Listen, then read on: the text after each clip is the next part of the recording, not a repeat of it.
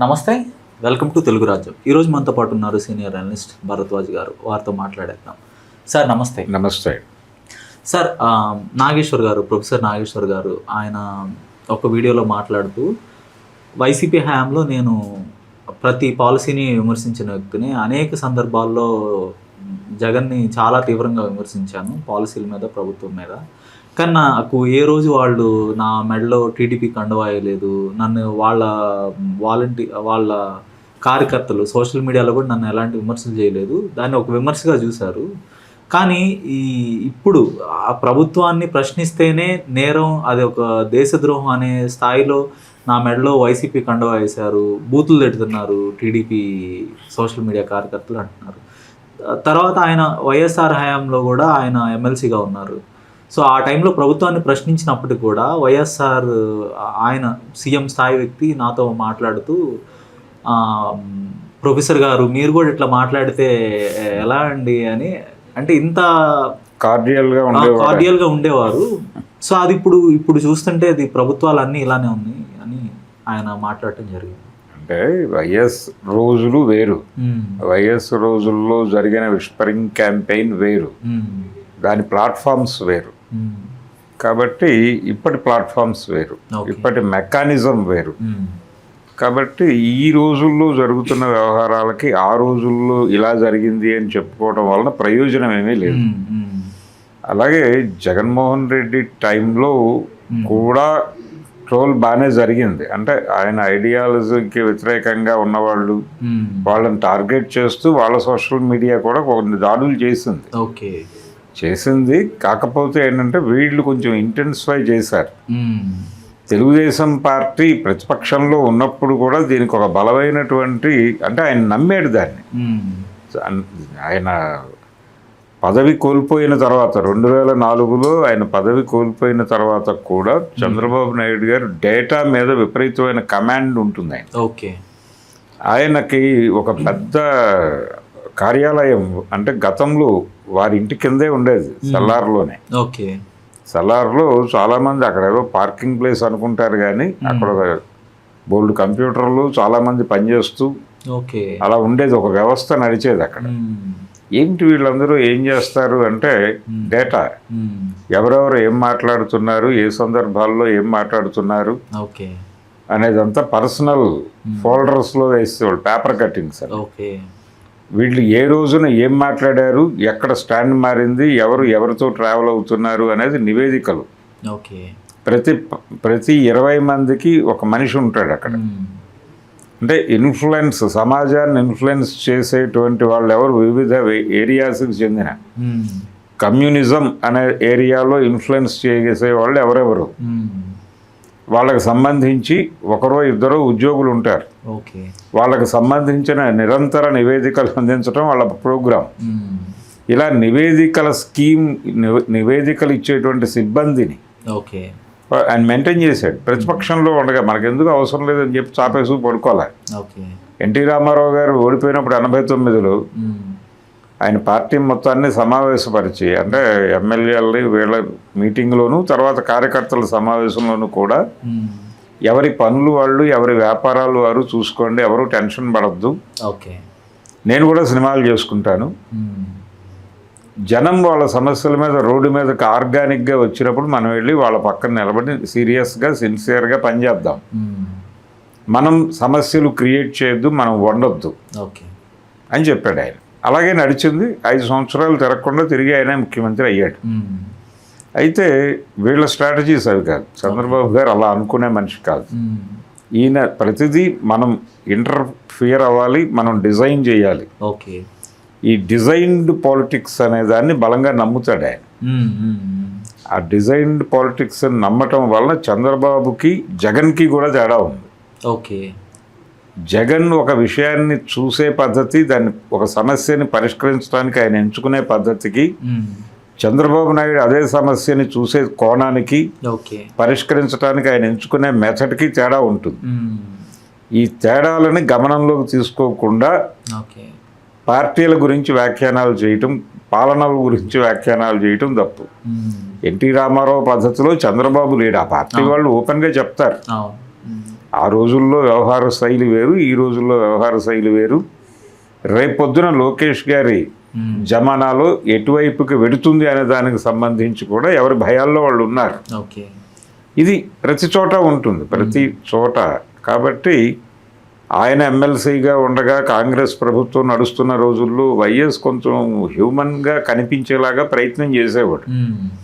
చాలా సందర్భాల్లో చాలామందికి, అంటే ఆయన ఏ సమూహాల మీద అయితే ఇంకొక చోట దాడి చేస్తున్నాడో అదే సమూహాలతో ఇంకొక చోట స్నేహంగా కూడా ఉండేవాడు. ఓకే. ఈ డ్యూయాలిటీ మెయింటైన్ చేసేవాడు ఆయన. ఆ డ్యూయాలిటీ వల్ల కొంతమంది ఆయన్ని ప్రేమించేవాళ్ళు, అదే సమూహంలో కొంతమంది ఆయన దారుణంగా వ్యతిరేకించేవారు. వాళ్ళిద్దరి మధ్య ఘర్షణలు జరిగేవి అదే సమూహంలో. ఓకే. ఆయన పైనుంచి చూసుకుంటూ నవ్వుకుంటూ వెళ్ళిపోయేవాడు. ఓకే. అదొక పద్ధతి. చంద్రబాబు నాయుడు గారు పూర్తి ప్రొఫెషనల్. ఓకే. ఆయన ప్రతి విషయాన్ని చాలా దూరదృష్టితో హ్యాండిల్ చేస్తాడు. ఎక్కడా కూడా లూజ్ అండ్ వదలకుండా ఉండాలని అనుకుంటాడు. మ్యాక్సిమం లూజ్ అండ్స్ ఉండకూడదు అనే ఉద్దేశంతోనే ఆయన ఒక ప్రోగ్రామ్ ఇచ్చేస్తాడు. ఆ ప్రోగ్రామ్ ఇచ్చిన తర్వాత అది ఎగ్జిక్యూట్ అవుతుందో లేదో గమనిస్తాడు. అందుకని జగన్ టైంలో నా మీద నేను చాలా విమర్శించాను ప్రభుత్వాన్ని, నన్ను పట్టించుకోలేదంటే అది వేరు. ఇక్కడ ఒక స్ట్రక్చర్ ఉంది. ఈ స్ట్రక్చరల్ మేనేజ్మెంట్ వ్యవహారంలో తెలుగుదేశం పార్టీ చాలా డిఫరెంట్. అంటే పాత రోజుల్లో చంద్రబాబు సీఎంగా ఉన్న రోజుల్లో ఒక జోక్ ఉండేది. ఇది దాని పేరేమిటి, గాంధీ భవన్ గాంధీ హాస్పిటల్లా ఉంటుంది, తెలుగుదేశం ఆఫీస్ యశోదా హాస్పిటల్లా ఉంటుంది. అంత ఆర్గనైజ్డ్గాను అంటే ఇది కార్పొరేట్ స్టైలే. తెలుగుదేశం ఆఫీస్ కార్పొరేట్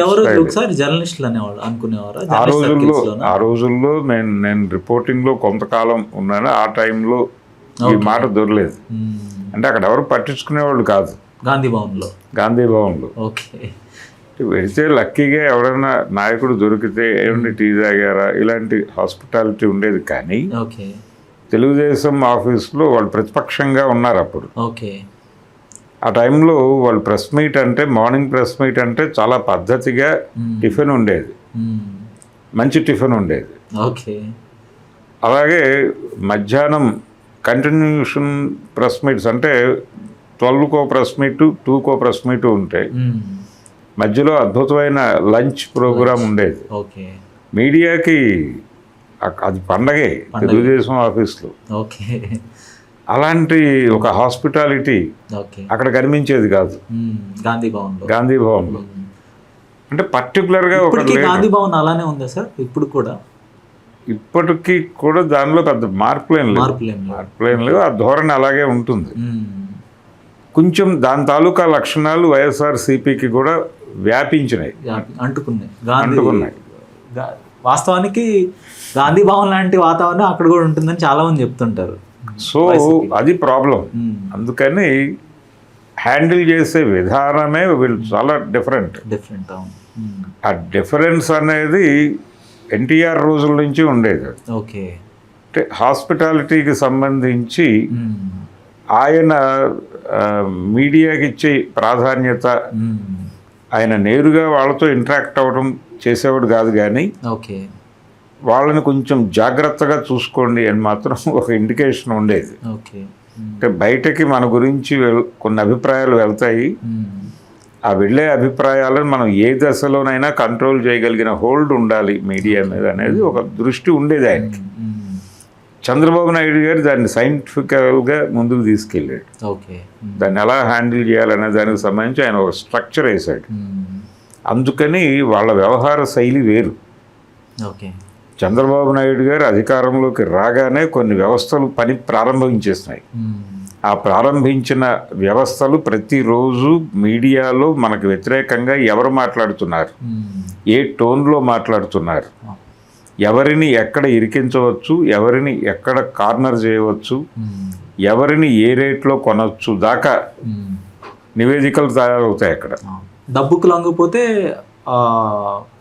వారి మీద అటాక్, పర్సనల్గా వాళ్ళని వ్యక్తిత్వాన్ని ఎక్కడ దొరుకుతారు, వారికి ఎక్కడెక్కడ లూజ్ ఎండ్స్ ఉన్నాయి, వారికి ఏమన్నా తరచూ బలాన్ చోటకి వెళ్ళే అలవాటు ఉందా, నైతికంగా కూడా దాడి చేయండి. నైతిక దాడి చేయడానికి కూడా రేట్లు ఉన్నాయి. అందుకు ఎంతో దూరం వెళ్ళక్కర్లా. రావణ్ ఎవరో అమ్మాయితో లిప్ లాక్ చేశాడు అనే వీడియో పట్టుకుని 2 రోజులు క్యాంపెయిన్ జరిపారు. ఆ అమ్మాయి ఎవరు బయటకు వచ్చి చెప్పింది కూడా లేదు. అసలు ఆ క్యాంపెయిన్ జరపడానికి ఎంత డబ్బులు వెళ్ళినాయి అంటే ఒక ఏరియాలో నైతికత లేదు వీళ్ళకి. వీళ్ళు పరమ దారుణమైన మనుషులు, వీళ్ళు డ్రగ్స్ తీసుకుంటారు. ఎన్టీఆర్ మీద కూడా అలాంటి దాడే జరిగింది కదా సార్, నైతిక విలువలు శూన్యం అని. అంతే, వాళ్ళు ఆయన మీద అది వేరు, ఆ గొడవ వేరు. అది ఆ మ్యారేజ్ విషయంలో గొడవ. అంతకుమించి చేయటానికి వీళ్ళ దగ్గర స్కోప్ లేదు. ఆయన గురించి అందరికీ తెలుసు. ఆయన ఏదైనా ఓపెన్గా మాట్లాడే మనిషి. ఆయన ఏం చేసినా ఓపెనే. ఆయన ఏ రోజు ఈవెన్ ఇండస్ట్రీలో కూడా ఆయన ఏది దాచుకోలేదు ఇప్పుడు. కానీ ఆయన కొన్ని క్షుద్ర పూజలు చేశారు, అవన్నీ స్ప్రెడ్ చేశారు. ఉడికనే వాంటెడ్గా టార్గెట్ చేసి స్ప్రెడ్ చేశారు తప్ప అవేమి కాదు. అది నాటి కాంగ్రెస్ పార్టీ టార్గెట్ చేసింది. కొంతమంది ఆయన గురించి బ్యాట్ చేయటం కోసం రకరకాల ప్రచారాలు చేశారు, కానీ అటువంటిది ఏం లేదు. ఆయన గొడవ, ఆయన ధోరణి వేరు. ఆయన ఏది ఎవరినైనా టార్గెట్ చేసినా దాన్ని బహిరంగంగానే చెప్పేవాడు. కానీ నాదెళ్ల భాస్కర్రావు గారు చెప్తారు కదా, ఇప్పుడు ఆయన మన దగ్గర రౌడీలు ఎంతమంది ఉన్నారని అడిగాడు. ఇప్పుడు కాంటెక్స్ట్ నుంచి విషయాన్ని తీసి తనకు అనుకూలంగా మలుచుకుని మాట్లాడటం అనేది మాత్రమే చేశాడు నాదెండ్ల భాస్కర్రావు. ఇవన్నీ ఆయనకి ఒక ఇబ్బంది ఉంది. నిజానికి ప్రాంతీయ పార్టీ అనే ఆపరేషన్ ఆంధ్రప్రదేశ్ రాజకీయాల్లో మొదలుపెట్టినవాడు నాదెండ్ల భాస్కర్రావు. కానీ ఎన్టీ రామారావు హైజాక్ చేశాడు దాన్ని. ఆ హైజాక్ చేశాడు అనే కడుపు మంటతో ఏదో మాట్లాడుతూ ఉంటాడు ఆయన. ఆయన్ని చాలామంది డిస్కరేజ్ చేశారు. వాళ్ళెవరూ కూడా రామారావు ముందు మాట్లాడలేకపోయారు. ఏమిటి కారణం అనే దగ్గర కోపం ఆయనకి. ఈవెన్ పిన్నమనేని కోటేశ్వరరావు గారు తనను ఎందుకు కంట్రోల్ చేశాడు, రామారావుని ఎందుకు వదిలేశాడు అనే దానిలో ఆయనకు చచ్చిపోయే వరకు క్లారిటీ లేదు. ఎక్కడ ఇన్ఫ్లుయెన్స్ అవుతోంది ప్రపంచం, మనం ఇన్ఫ్లుయెన్స్ చేయలేని ఏరియాని రామారావు ఎలా ఇన్ఫ్లుయెన్స్ చేయగలుగుతున్నాడు అనేది ఒక క్రైసిస్ ఉంది ఆయనకు సైకలాజికల్గా. ఆ క్రైసిస్తో మాట్లాడేవాడు తప్ప ఆయన అర్థం చేసుకోవాల్సిన పరిస్థితి. అదే భాస్కర్రావు గారు ఒక ఇంటర్వ్యూలో ఎన్టీఆర్ని మీరు తర్వాత ఎప్పుడైనా కలిసారా అంటే ఒకసారి ఎప్పుడో ఎయిర్పోర్ట్లో అనుకోకుండా తగిలేమన్నాడు ఆయన. నేను కూర్చుని ఉన్నాను అక్కడ, సడన్గా వాతావరణం మారుతోంది, ఏంటంటే సీఎం గారు వస్తున్నారు అన్నారు. ఆయన వచ్చేసాడు. అప్పటికే నా ముందుకు వచ్చి నిలబడ్డాడు. అంటే మీరేం చేశారు, మీరు లేవకూడదు పట్టించుకోకూడదు కదా అంటే, లేదు నేను లేచి నిలబడి నమస్కారం పెట్టాను. ఆయన ఏమన్నాడు, బాగున్నారా బ్రదర్ అన్నాడు. ఆయన బాగున్నాను అన్నాను నేను. ఆయన వెళ్ళిపోయాడు. అంటే మీరు మరి ఎందుకు లేచి నిలబడి నమస్కారం పెట్టడం అన్నాడు యాంకర్. అంటే ఆయన అరెస్టింగ్ పర్సనాలిటీ అన్నాడు ఈయన. అంటే అంత సమ్మోహనంగా ఆయన ప్రజెన్స్ అలా ఉంటుంది. అనివార్యంగా లేచి నిలబడ్డాను, నాకు తెలియకుండానే లేచి నిలబడ్డాను. ఎందుకు లేచి నిలబడ్డానని నన్ను నేను తిట్టుకున్నాను తర్వాత అని చెప్పాడు ఆయన. దానిలో పాజిటివ్ ఉంది, నెగిటివ్ ఉంది. అలాంటి ఓ ధోరణిలో నడిపేశాడు ఆయన. అంటే ఆయన మాట్లాడేవి ప్రపంచానికి కన్జ్యూమ్ చేయించడం ఈజీ అని ఆయన మీద మీడియా దాడి చేసింది ఒక రకంగా. ఆయన కూడా దాన్ని ఎంజాయ్ చేశాడు. తన అభిప్రాయాలకు ఒక మార్కెట్ ఉందని తెలిస్తే చాలా ఆనందపడ్డాడు ఆయన. కొంచెం ఆ మార్కెట్కి అనుకూలంగా మాట్లాడటం కోసం ఉన్నవి లేనివి కూడా మాట్లాడే ప్రయత్నం చేశాడు ఒక దశలో. అందుకని ఆయన గొడవ వేరు. ఆయన పక్కన పెట్టేసి చూస్తే ప్రపంచం తెలుగుదేశం పార్టీ చాలా స్ట్రక్చరల్ పార్టీ.